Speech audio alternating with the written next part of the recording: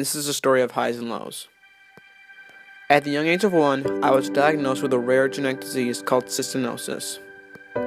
Due to this disease, my native kidneys did not function correctly. In the 2nd grade, when I was only 8 years old, I was forced to have a kidney transplant. However, I was lucky enough to receive a kidney from my dad. Little did I know, at such a young age, that this would impact my life greatly in the years to come. I grew up in a hockey family, and it was all I knew during my days of youth. However, due to the transplant, I was forced to quit hockey when checking was introduced to the game. This is when I found hunting. During my first season, I took to the woods with my dad for Wisconsin's annual 9-day gun season. During this season, I was able to harvest my first deer. I was hooked. The following summer, my dad was generous enough to buy me my first bow. Little did I know how much bow hunting would impact my life. I learned a lot during my first season of bow hunting. Although I was unsuccessful that bow season, I was able to harvest my first buck during that year's annual gun season. The following summer, I did everything I could to improve my chances of harvesting a mature buck with my bow. I began helping out around the farm, planting food plots, cutting shooting lanes, and setting up trail cameras. Later that summer, I went back to pull the cards from the trail cameras in order to see what mature deer were living on the farm that year. When I went through the pictures for the first time, I couldn't believe my eyes. It was the biggest deer I'd ever seen. Right at this moment, I made it my #1 goal to harvest a steer in the upcoming season.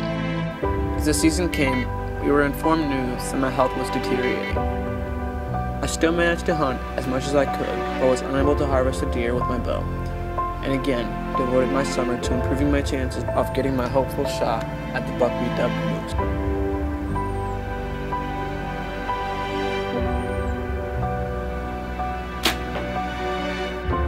On October 8th, I headed out with high hopes of getting a shot at moose.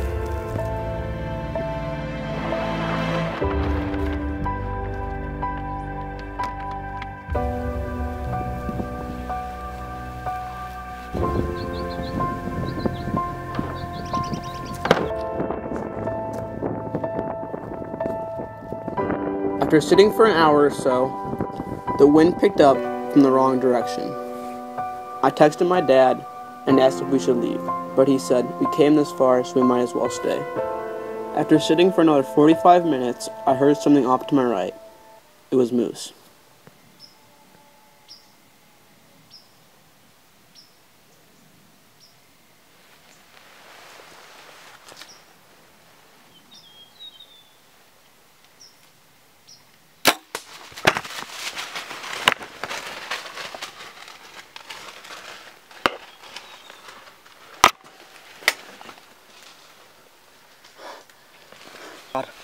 Oh my god.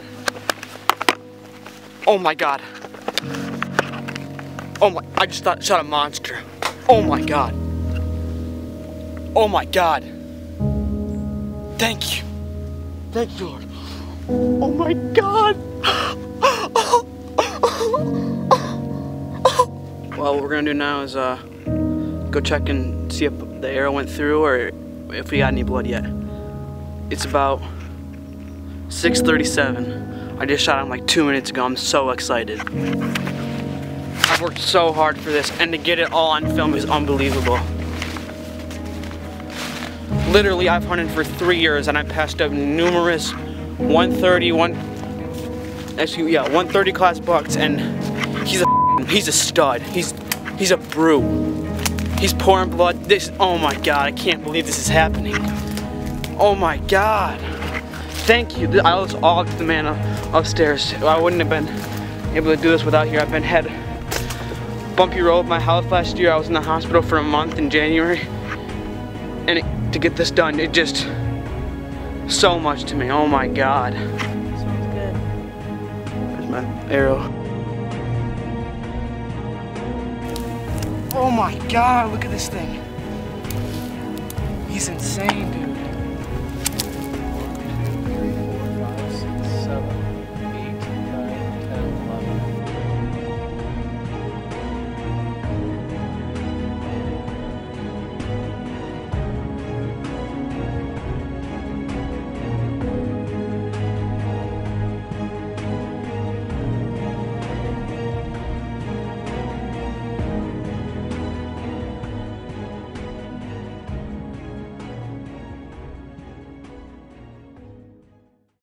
My name is Calvin Connor, and I'm 19 years old.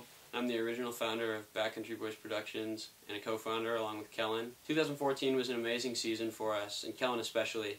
I've watched him work so hard to harvest this deer, from seeing trail camera pictures of him 2 years ago and just being amazed at the mass that this deer has, and watching Kellen just put in the hours to plant food plots, shoot his bow, check the trail cameras, do everything he could to harvest this deer.